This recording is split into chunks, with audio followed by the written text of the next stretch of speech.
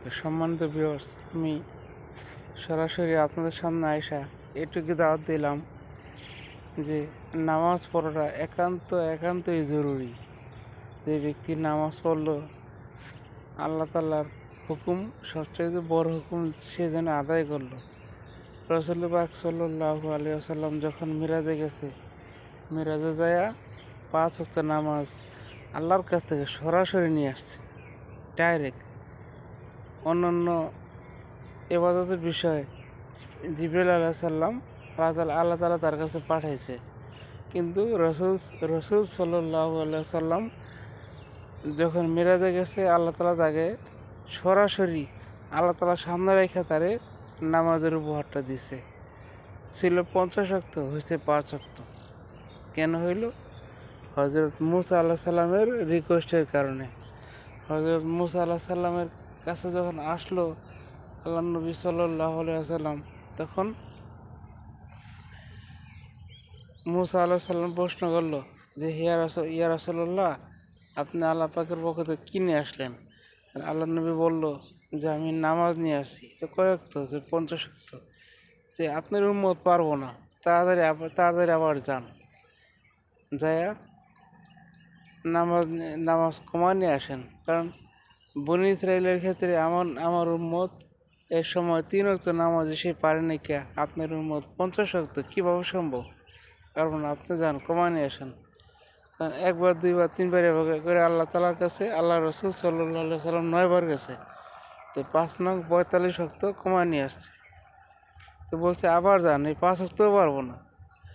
আল্লাহ নবী বলল, হে মুসা কালিমুল্লাহ, আমার এখন লজ্জা লাগে, আমার শরম করে, আমি যাইতে পারবো না।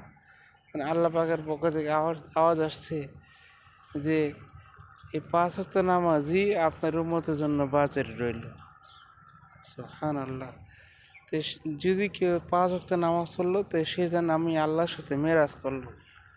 সুবহানাল্লাহ। শুধু তাই না, মেরাজই করলো না, সে 50 ওয়াক্ত নামাজও পাইল।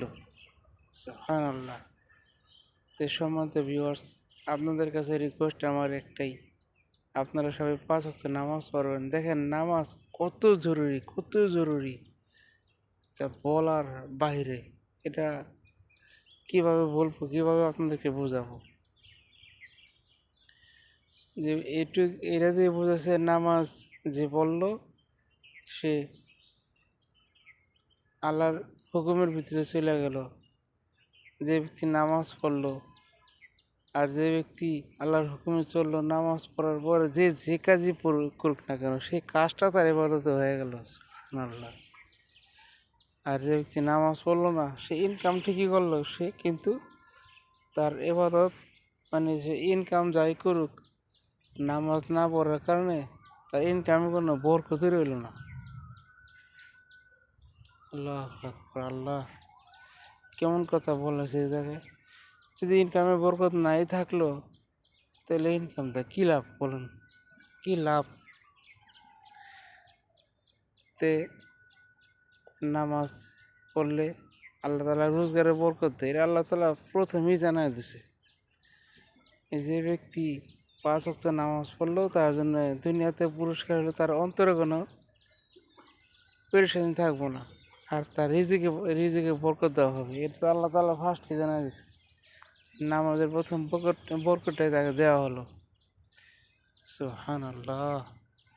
আর যে ব্যক্তি নামাজ না পড়লো, তাকে কিঞ্চিৎ পরিমাণ দেওয়া হবে, অথচ তার মধ্যে কোনো বরকত থাকবে না। এটা আল্লাহ জানা দিয়েছে। তা আমরা সবাই যদি একটু কষ্ট করে যে নামাজটা 5 ওয়াক্ত নামাজ পড়তে পারি, এত কষ্ট করে পরিশ্রম করি, অনেক টাকা নিজের পকেটে আনি, এখানে যদি আল্লাহর হুকুমটা না থাকলো, তাহলে ভাই উন্নতি আমরা দেখবো না, উন্নতি আমরা খুঁজেই পাবো না। আসল উন্নতি কই? নামাজের ভিতরে। আশা করি সবাই আপনারা আমার কথা বুঝতে পারছেন, এখন সেটা ক্লিয়ার। তো ইনশাআল্লাহ এখন থেকে 5 ওয়াক্ত নামাজ পড়বেন যারা দুনিয়াতে আছেন জীবিত, আর বিশেষ করে কবরের মুর্দাদের জন্য দোয়া করবেন।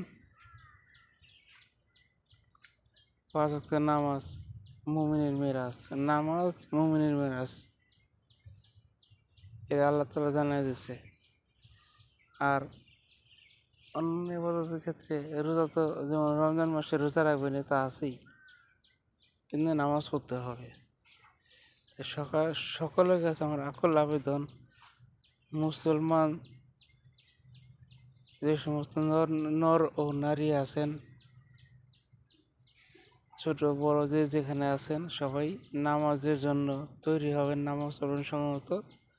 আর যারা হিন্দু ভাই বোন যারা আছেন, তারা তো তাদের ধর্ম ছেড়ে আমাদের ধর্মে আসবেন না, কিন্তু আমার এই ভিডিওটা দেখবেন, দেখে লাইক দেবেন, শেয়ার করবেন, ফলো করবেন এবং স্পষ্ট দেখা সম্পূর্ণ দেখবেন। দেখে তারপরে যদি ভালো লাগে তাহলে লাইক দেবেন, শেয়ার করবেন, ফলো করবেন। আর যদি আপনি বলেন যে আপনার কথা আমাদের ভালো লাগছে, আমাদের ধর্মে আসবেন, তাই আসতে পারেন। এটা আপনাদের মতামত, আপনাদের ইচ্ছা। আসলে লাভ হবে, না আসলে লস। লসটা কি? যে লসটা হলো যে আপনার এই ধর্ম বিষয়ে বুঝলেন না, শুনলেন না। এ বিষয়ে অন্য এক সময় আপনাদেরকে বলবো। আজ এখানে এই পর্যন্ত রাখলাম। আল্লাহ হাফেজ।